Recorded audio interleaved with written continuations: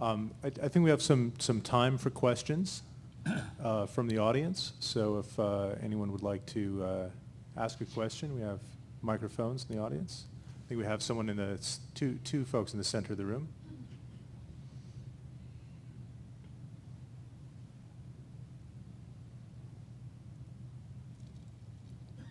Sort of continuing with your last comment, you've told us a lot about, in the last two sessions, about how you're dealing with risk management and changes you're facing. As we think about best practices and the outlook of the investor, I'd love to hear a little bit more about risk disclosure, because we know that game is changing legally, it's changing in terms of client expectation, and we certainly saw worse practices, our clients saw worse practices. How are you thinking about it now? How are you getting ahead of the curve on that? Well, one thing when we, being on the ERISA and mutual fund side for so many years with your holdings on the internet before you even, when you're thinking about buying them and brokers were calling you, it was very different. You're very transparent as what's going on, and I found a reaction. We wanted to disclose more, and I was getting pushback from people. We basically say from a risk management perspective, we have a proprietary risk model that we built to run our fund.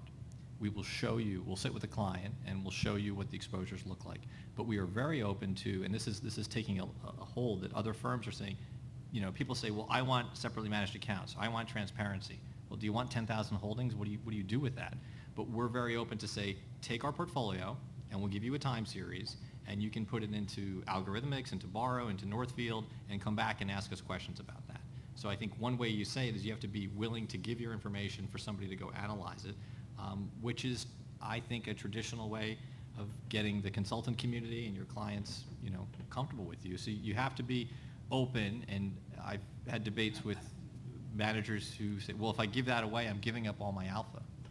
I said, well, that's yesterday's portfolio. It's not tomorrow's portfolio. So I think you have to be willing to share that and put it out there in the databases or whatever else you have to do, not just give a returns analysis.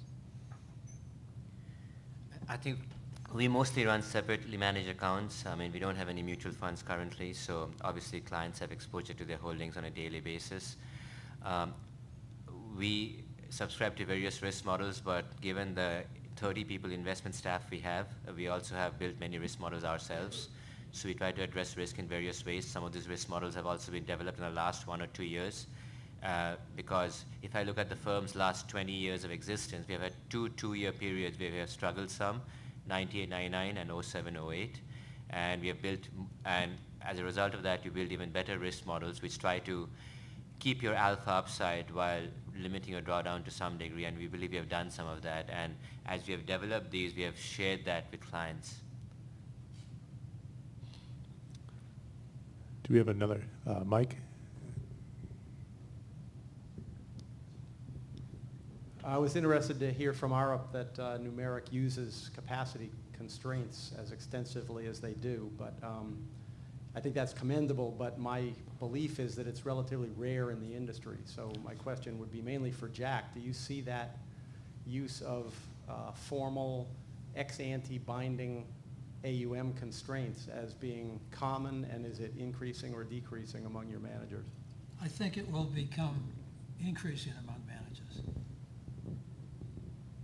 Is that something that you would look at as a criterion for manager selection, as a tiebreaker? Yes, very definitely. Thank you.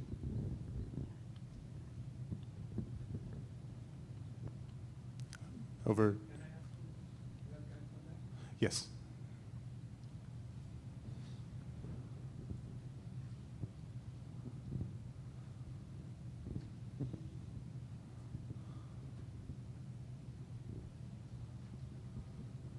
So for any of you or all of you, when you do the capacity utilization threshold determination of that, do you have a kind of a formulation for that? Do you have a vis-a-vis alpha budgeting that Kevin mentioned?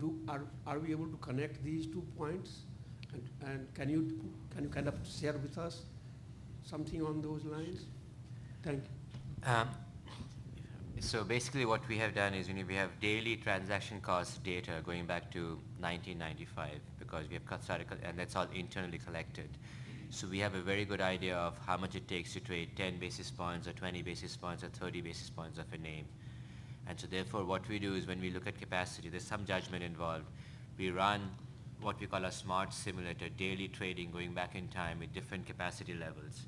And the simulator or the risk process is smart enough that if you're large, it'll stop you from holding too many of the mid-capish names and buy more large cap. So you see the net result of all of that over the years. And you know that as assets go up, alpha always goes down. There's no question about that. I mean, because transaction costs are going up. And so therefore, based on that, and then we make haircuts on those and come up with our final estimate of this is what our alpha target should be in these products. We feel comfortable running X billion or X 100 million this way. And we revisit that every couple of years. I think we had one more question.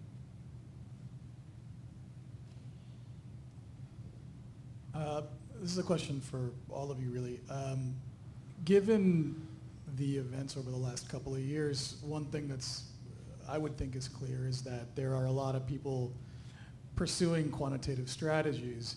How do you guys differentiate yourselves going forward, and are there ways to mitigate the fact that there's a lot of people chasing the same trade at this point? Well, one, again, I think one of our differentiators is, and it sounds similar to what Arup is doing, there's a qualitative fundamental review of what you're doing. It has to fall into some sort of microeconomic logic of what the factors are. If you believe markets have inefficiencies in them that can be exploited, you should stick to these factors and people can make money on them. The nice thing about '07 is that a crowded trade weeded out a lot of low quality players. And I think that the people that were leveraging these factors had unrealistic expectations about what the potential returns can be. So I think if you don't run leverage strategies, if you have some really well-formulated judgment from your experience as to why something belongs in your investment process, and then its attribution. Does it continue to work in the range of expectations that you believe it did? And if it's a period where you feel that, I think after August '07, a lot of people didn't say this investment process is broken, we're not going to use it anymore. And people just sort of stepped back and said maybe it was our risk process, maybe it was a liquidity event, maybe it was too many dollars flowing into those strategies. So I think it's judgment around things that we know have worked. In my belief, things have worked for a long time since Graham and Dodd. They haven't gone away. Velocity is changing, exploitation of them is changing, and your interpretation of them is changing. But if they relate back to microeconomics of an individual enterprise that's generating value, it seems rational to me to keep betting on them. To me, the constant fight I have, the fight Numeric has or I have is how to be different and be same at the same time. You don't throw away your valuation bias and things like that because those, as Kevin was mentioning, do work over periods of time. There can be periods you're out of favor. So therefore, you have to be similar or consistent in many things you do, but at the same time be different in terms of new alpha ideas you can come up with. It's a rat race out there in terms of, with all the researchers out there building new models. Can you figure out new databases, new models, and so on? And obviously, we always are putting a lot of resources towards that. And lastly, the risk side. Is there as I mentioned, in the 20 years we've been running money, there are a couple of times we have struggled. Could you have done better in the risk process there, which would have mitigated our drawdowns in those periods? So those three is, at a very high level, what we focus in on and put people to focus on those two aspects in terms of whether we can make progress on those. Thanks. All right. Well, that's at the end of our session. I'd like to thank the panelists for their time for this session and the prior session's panelists. And thank all of you for attending, and thank you for coming.